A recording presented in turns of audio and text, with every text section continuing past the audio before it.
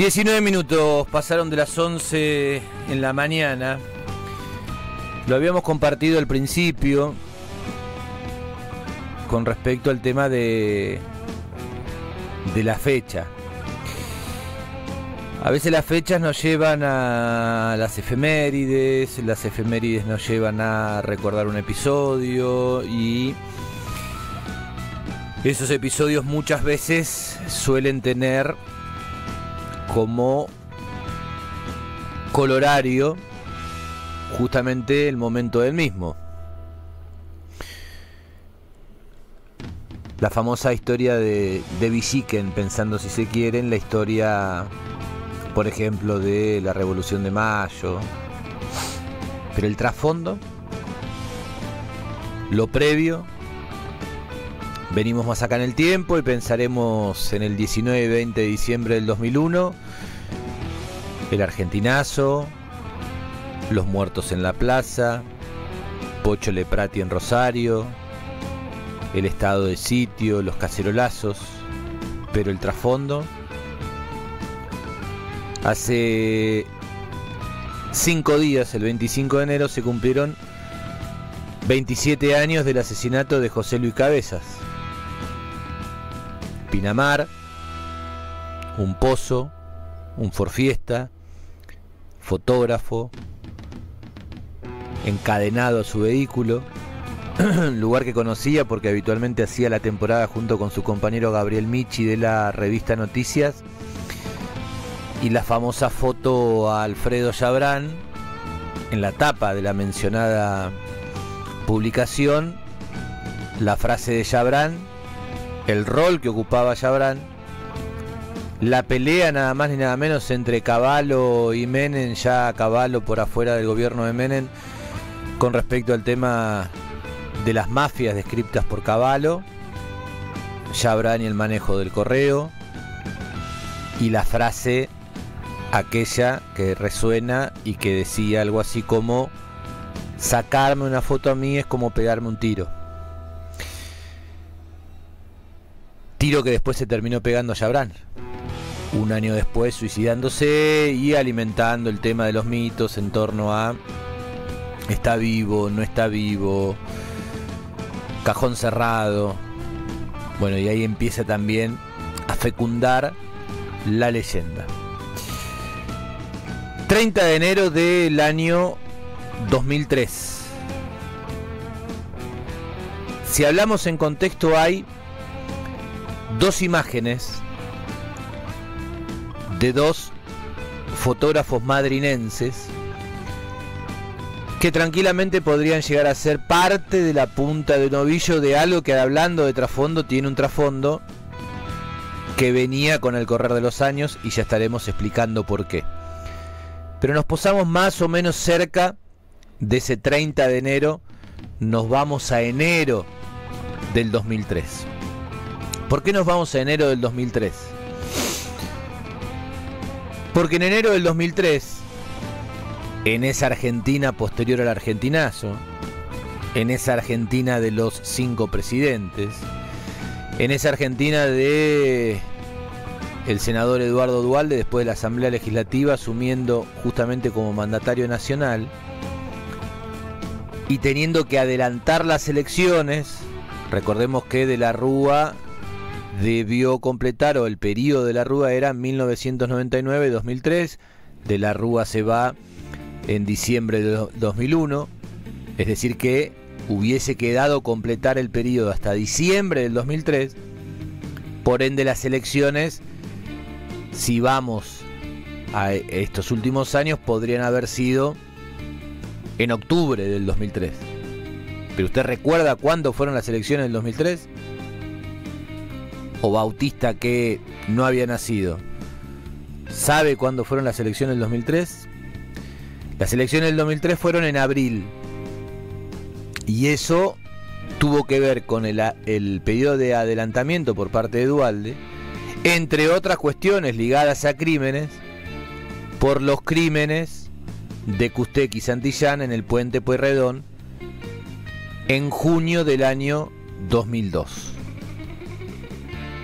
a veces todo tiene que ver con todo. A veces la trama más o menos se va surciendo con esos episodios que parecen aislados y con esos protagonistas que obviamente se van repitiendo o que nos vamos repitiendo por una cuestión existencial también en el rol que nos toque, y que también nos va teniendo en determinados lugares, en determinados momentos, en determinadas circunstancias. Enero del 2003, el peronismo no tenía un candidato. Miren qué curioso, ¿no? Hoy, cuando, si se quiere, no habría un candidato en el peronismo, o cuando se llegó de manera, no sé si forzada es la palabra, pero por lo menos con mucho de forceps a la candidatura de Massa en el 2003, en el 2023. En el 2003 el peronismo tenía muchas opciones. De hecho, terminaron siendo parte de esas elecciones que todos recuerdan. En la general termina ganando la fórmula Carlos Menem y Romero, hombre de Salta, con el 25% de los votos. Que en segundo lugar queda Néstor Kirchner junto con Daniel Scioli con el famoso 22% de los votos. Que después Menem se baja del balotaje porque temía que hubiese una derrota contundente y eso le diera o le diese a Néstor Kirchner un aval mucho más profundo y mucho más sostenido por parte de la población. Por eso ahora cuando hablamos o vemos en las redes sociales, yo soy del 56% o nosotros somos los del 44%, tiene que ver con esos números que en definitiva separaron a Milei, que obtuvo el 56% de los votos, contra el 44% de Sergio Massa. Y ahí aparece ese volumen y ese jugar con las estadísticas que tiene mucho de mentiroso, ¿no? Y ahí volvemos para atrás. Bueno, ¿cuánto sacó en las PASO Milei? El 30%. ¿Cuánto sacó en la general? El 30%. ¿Cuánto sacó en el balotaje? Ya en el mano a mano y cambia la cosa. Bueno, Menem, viejo zorro, pinchó esa posibilidad de que Kirchner llegase con una elocuencia más importante al poder. Poder que termina teniéndolo, asumiendo como presidente, el 25 de mayo del 2003, que tampoco es casualidad la fecha de la Asunción, en virtud de que se cumplían 20 años de la Asunción, 30 años, perdón, de la Asunción, el 25 de mayo de 1973, de parte de Cámpora. Por eso la Cámpora deviene después como la formación juvenil de la prolongación o del paraguas, si se quiere, protector del kirchnerismo. Pero ¿qué pasaba en enero del 2003 en Puerto Madryn? Un Néstor Kirchner que era conocido justamente porque como gobernador de Santa Cruz había tenido más de un desencuentro con mandatarios de la provincia del Chubut. En el año 2003 gobernaba en la provincia del Chubut José Luis Lizurume, que a su vez había sido ministro de Carlos Maestro, que había sido gobernador entre 1991 y 1999. La constitución de la provincia del Chubut invalida un tercer mandato. Por eso, ¿cómo habría sido más o menos, resumiendo la cuestión? Maestro, confiando en Lizurume, diciéndole, en este turno vas vos, el próximo turno, ya ahí la constitución. Cuando el peronismo se creía claramente perdedor, cuando el único que quería ser candidato a gobernador era Das Neves, cuando el resto se peleaba por esos famosos 8 lugares que se aseguran en la legislatura como primera minoría y nadie quería ir del 9º para abajo.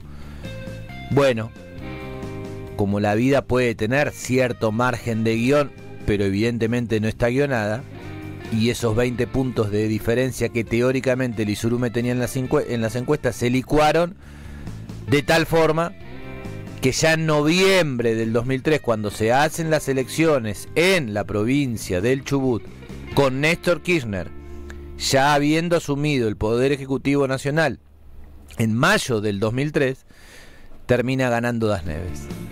Y la historia más conocida. Pero en ese enero del 2003, recién tenías una imagen de Elisa Carrió.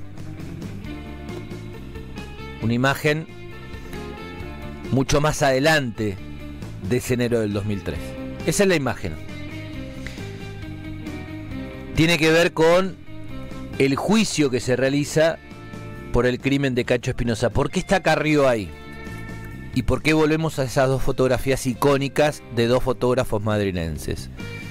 Uno de ellos, de los fotógrafos, es el que termina obteniendo la imagen en donde Espinosa, o Carrió, ahora no recuerdo quién de los dos, señalaba como el horizonte, pero se lo veía juntos en primer plano, después de haber mantenido, o en el momento que estaban manteniendo, una reunión in situ en nuestra ciudad. De hecho, Espinosa en ese momento vivía en Buenos Aires y pasaba alguna temporada o algunos momentos en la ciudad de Puerto Madryn, en donde residió durante muchos años después de haber venido de su Mar del Plata natal, vinculado al tema de la pesca y vinculado ya así en ese hilo de la pesca a la historia de Conarpesa por un lado, lo sucedido después, la aparición de Pesquera San Isidro con las figuras del propio Espinosa, de Carlos Roca y de Guillermo Smith como socios, Smith fallecido, Espinosa asesinado, la historia continúa. Pero esa fotografía de Carrió con Cacho Espinosa se contrapone con una imagen que ahora no recuerdo si fue anterior o posterior, que tiene que ver con el acto que se realiza en la ciudad de Puerto Madryn, en el gimnasio Benito García, en la sede de Guillermo Brown, en donde Néstor, candidato a presidente, realiza justamente uno de los tantos escenarios, discursos en la ciudad, gimnasio lleno. ¿Quién lo recibe a Néstor en el aeropuerto del Tehuelche? ¿Quién se transforma en el custodio de Néstor Kirchner durante esa breve estadía en la ciudad de Puerto Madryn? Lo recibe el empresario Fernando Álvarez, se traslada en la camioneta de Fernando Álvarez. El custodio de Néstor Kirchner es Guevara, que era el custodio o de la firma o del propio Fernando Álvarez, y así de esa manera llega del aeropuerto, en donde lo recibían de todas las líneas habidas y por haber del justicialismo chubutense, que obviamente estaba dinamitado, como decíamos, en donde usted decía la palabra Das Neves y más de uno salía corriendo y después terminaron detrás de él, como sucede obviamente con el poder. Y entonces aparece esa escena en donde Guevara, que después tendrá mucho que ver con esta mención, específicamente del hecho, del crimen, cerca de Néstor Kirchner. Por ese entonces, si recuerdan, y acá lo ligamos con el deporte, porque el deporte y la política hacen un maridaje muy especial, desde el año 2002, después de una final, ahora Madryn está por cumplir 100 años el 7 de mayo, después de una final a gimnasio recontra partido, recontra lleno, como en las viejas épocas de los 80 y de los 90, juegan una final Madryn y Guillermo Brown. Las diferentes relaciones de distintos protagonistas, jugadores, dirigentes del mundo empresarial, político, donde todo obviamente se va mezclando, y sobre todo en el pago chico, como decía José Pairó en su libro, derivan en la idea, che, ¿y si hacemos un equipo de básquetbol que pueda comprar una plaza en el torneo nacional de ascenso? Y así aparece Conarpesa Básquetbol. ¿Cómo se trasladaba el equipo de Conarpesa Básquetbol? ¿Cuál era la publicidad, obviamente, de ese equipo? ¿Cómo era la indumentaria de ese equipo? Pero además, ¿qué leyenda tenía ese colectivo que trasladaba al equipo de Conarpesa? Madryn, que jugaba en el torneo nacional de ascenso. A su vez había que agregarle ahí algún nombre medio de fantasía porque no se podía, o algún nombre propio de club, mejor dicho, porque no se podía tener una franquicia, lo que hoy llamaríamos como sociedad anónima, ya metidos más en el tema de estos tiempos. La leyenda era Kirchner presidente 2003. Conarpesa, al igual que ahora, tenía sus negocios en Santa Cruz. El aporte de los diferentes empresarios, los que ponen además huevos en las diferentes canastas, no está solamente ligado a esa campaña, ni mucho menos. Pero evidentemente había una relación ahí muy estrecha, sobre todo en un candidato que muy poquito tiempo antes de las elecciones de abril del 2003, no solamente que no se lo conocía a nivel nacional, sino que hasta era difícil pronunciar su nombre. Volvemos a la revista Noticias.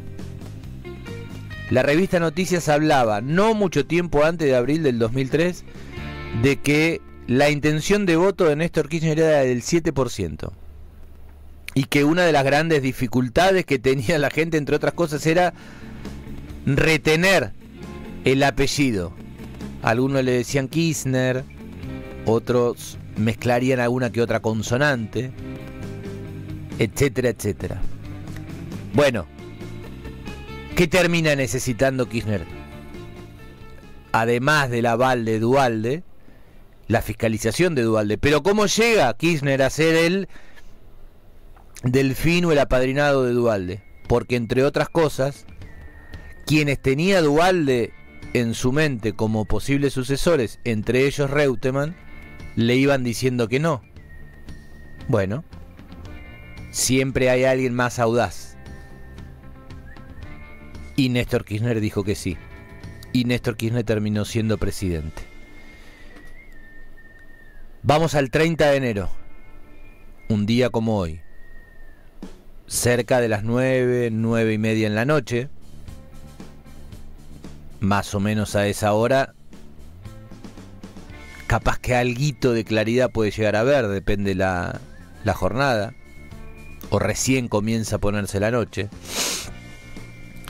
Y la historia conocida y difundida sobre todo por la compañera de Cacho Espinosa, Lorena Gabarrús, que a su vez estaba embarazada, después tuvo mellizos que obviamente no conocieron a su papá, y ella declara en un primer momento que alguien dice Cacho,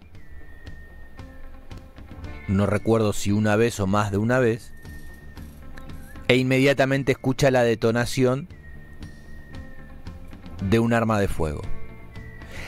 Y es ella la que menciona que era una persona grandota, que tenía un estrabismo, y de esa manera termina siendo apresado el Mingo II.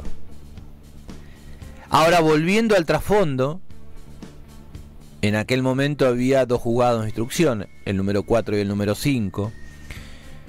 Las causas no son como ahora, en donde dependen básicamente de la investigación del Ministerio Público Fiscal y la posibilidad o no de elevarlo a juicio, ese juicio prácticamente en lo inmediato. Por eso cuando hablamos de justicia lenta, en este momento, y sobre todo en la provincia del Chubut, hay una rapidez enorme con respecto al fixture que se arma con los juicios orales. Bueno, era otra la situación, otra la manera de instruir la causa. La causa tiene como fiscal a Menghini y como juez inicial, juez de instrucción, vuelvo a lo mismo, no es como ahora que a su vez hay una cámara penal que es la encargada de suscribir lo que se trata en el primer juicio, por eso uno va pasando por diferentes etapas. En ese momento estaba la Cámara en lo criminal, que ni siquiera o recién tenía... No, en ese 2003 no tenía asiento en Puerto Madryn, tenía asiento en Trelew, después se asentó en Puerto Madryn, que terminó transformándose en la Cámara Penal, que es la que funciona allí en la calle Sáenz Peña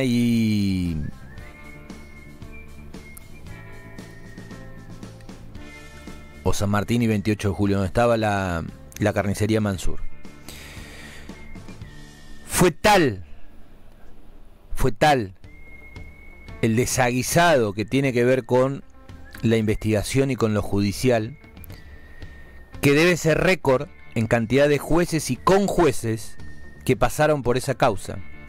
Previo todo esto a la elevación a juicio, que era la imagen que veíamos recién de Carrió sentada declarando en un momento ya del juicio oral y público que se realizó en el año 2011. Jueces que se iban apartando, jueces que eran recusados. Aparecía la figura del conjuez. El conjuez tenía que ser sí o sí alguien vinculado con la profesión de la abogacía. Y bueno, ya no iban quedando más. En total deben haber alcanzado, superado la veintena entre jueces y conjueces. Y hubo uno, juez él, muy particular.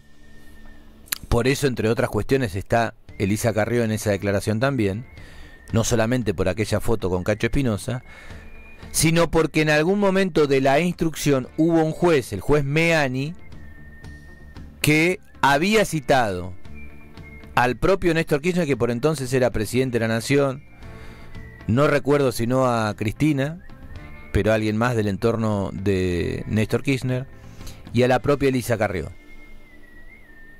Los ojos como búho, todo el mundo. Bueno, Meani termina recontra apartado. Y va pasando, y va pasando, y va pasando. Y tenés la trama policial. Porque Lorena Gabarrús estaba convencida y en la rueda de reconocimiento había dicho es ese, y ese era el Mingo Segundo. Pero en la trama policial, en donde Castaño era el jefe de la policía, aparece aquello que tiene que ver con la famosa escena armada, que es lo que se comprueba en la primera parte del juicio, a tal punto de que ya el fiscal Báez, actuando en esa condición 8 años después, pide directamente la absolución de Segundo. Y si no me equivoco, también la absolución de el Misi Bustos, que eran supuestamente la pata criminal local, porque después tenías la pata criminal que venía de afuera, en donde aparecía la figura de Ademar Araujo o Daniel Araujo, un Araujo que no sabíamos si era uno o si eran dos, o era uno que usaba diferentes nombres, y en definitiva había sido el famoso sicario, y el propio Guevara, custodio en aquella jornada de Néstor Kirchner, cuando Néstor Kirchner vino al gimnasio Benito García a participar de su acto, y custodio de Conarpesa, también supuestamente como parte de esa organización criminal. Alguien a Cacho Espinosa lo mató. Cacho Espinosa se murió. Cacho Espinosa fue asesinado. Inclusive, según la revelación de parte del expediente, y esto en función ya de los datos vinculados con lo forense, era tal la fuerza, ¿no?, que tenía el hombre, y aparte ese gesto final de la agonía, que termina abrazándose, agarrándose de su propio asesino. Bueno, con todo ese sinnúmero de situaciones, no hay persona detenida, pero sobremanera, teóricamente a Cacho Espinosa nadie lo mató. ¿Cómo se planta la escena? Entre otras cosas, aparece inmediatamente una remera ya en ese momento de Guillermo Brown, que tenía la publicidad de Conarpesa, algunas documentaciones que tenían que ver con la parte de Guevara. Detrás del árbol que estaba sobre la puerta de la casa de los suegros de Lorena Gabarrús, en la calle Lewis Jones, ahí cerca del club de tenis, una billetera. Dentro de esa billetera, el nombre de Araujo. Araujo, que teóricamente se había hospedado en un hotel que se terminó demoliendo allí en la avenida Roca, en donde hoy funciona el Hotel Yenehue. En ese hospedaje, que era administrado por la familia Antín. En el juicio se termina diciendo que justamente a uno de los que trabajaba en ese lugar lo habían inducido a decir que era Segundo el que podría haber participado de la escena del crimen. Nombres de jueces, de fiscales, jefe de policía, que termina ventilándose. Jefe de policía en ese momento de Madryn, cuando declara era jefe de la policía de la provincia del Chubut, 8 años después. Y en ese juicio se ventila que el jefe de policía había sobornado a algunos testigos. La Brigada de Investigaciones, el rol de la Brigada de Investigaciones, cuyo jefe en ese momento era Avilés, que después terminó siendo jefe de policía ya en la gestión de Bussi.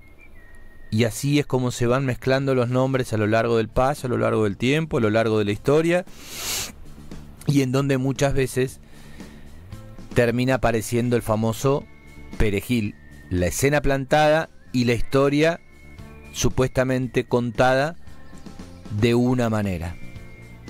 En el medio, el tema del poder. Voy cerrando, porque se hizo largo. En 1988, más de casi 600 kilos de cocaína fueron secuestradas en lo que se conoció como el operativo Langostino. Ese operativo Langostino tuvo, como todas estas historias que estamos mencionando, un nombre muy muy relevante, que fue el de Sabiñón Belgrano. Sabiñón Belgrano fue considerado como el primer agente de la DEA de la Argentina. O sea, el primer agente de la DEA o en la DEA de nacionalidad argentina. En ese operativo de Langostino,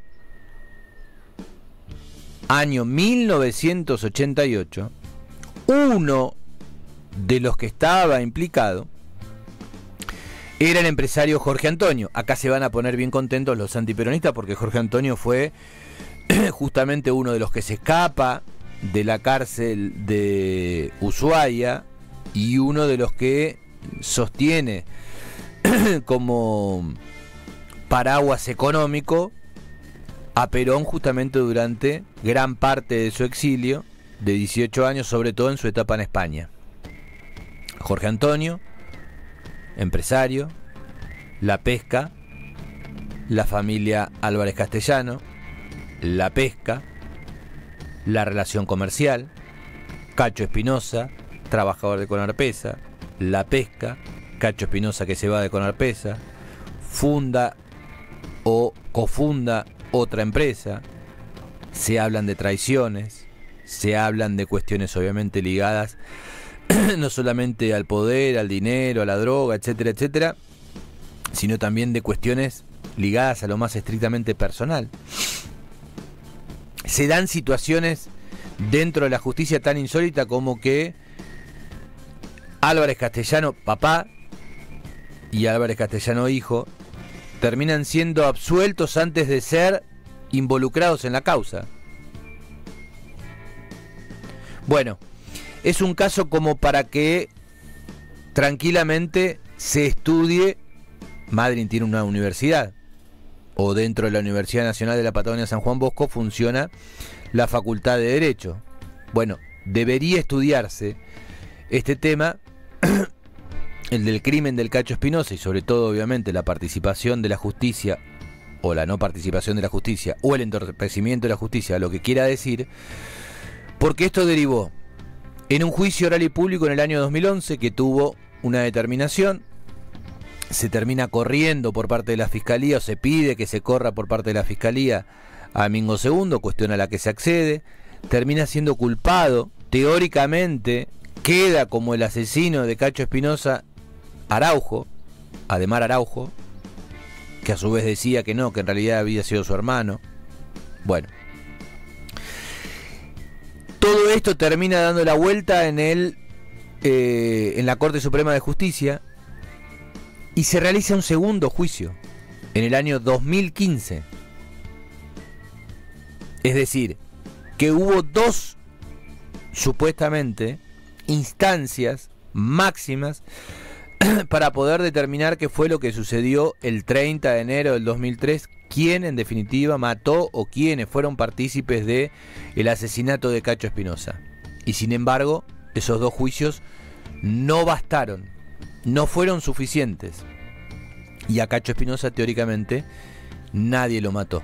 Esto tiene que ver con algo que sucedió hace 21 años y que tranquilamente es una pintura de cuánto vino después. No porque sea un punto fundacional, por ejemplo, con el tema del narcotráfico, ni mucho menos. No porque no haya habido antes crímenes que tuviesen que ver con el móvil del narcotráfico, ni mucho menos. Pero cuánto vino después, y ya venimos acá en el tiempo en casos que nosotros hemos seguido profundamente, como la desaparición de Gastón León y los asesinatos de López y de Lomenia, en donde van corriendo la cuestión y lo van llevando al ámbito de la justicia federal. Bueno, en aquel momento los crímenes, que tenían también como móvil evidentemente cuestiones ligadas al narcotráfico, y ya no estoy hablando de Cacho Espinosa, se investigaban como crímenes. Y ahí había o no sanciones en función de esa investigación. Después apareció en el año 2013 el famoso Langostino Santo, ¿no? Y los 100 y pico de kilos en Poseidón. Y cuánto se conoce después. Das Neves, que en aquel momento era ya recientemente gobernador, tratando de poner en agenda temas bien nacionales, hablaba del caso Espinosa, hasta que en un momento dejó de hablar, evidentemente por una cuestión ligada también a los intereses que había entre el poder nacional y el poder provincial. Pero que esto no sea analizado, por ejemplo, en la facultad, que esto no sea analizado, por ejemplo, en los medios de comunicación, ¿no? Que esto no sea, por ejemplo, analizado como molde social de los últimos, sobre todo, 21 años en la ciudad de Puerto Madryn, en donde si quiere empezar con las flechitas, muchas de ellas se van a cruzar, no solamente en nombre propio, sino en escenarios en donde se cocina el tuco realmente. Me parece que es un gran error para el tema de la memoria, y en este caso para que situaciones que vinieron después del crimen de Cacho Espinosa, que ha quedado impune, no sigan siendo parte de la impunidad que en la ciudad de Puerto Madryn podría tener como fecha el 30 de enero o algunas otras muy claras y muy decisivas que sucedieron después. Hace 21 años, cerca de las 21 horas, mataban a Raúl Cacho Espinosa.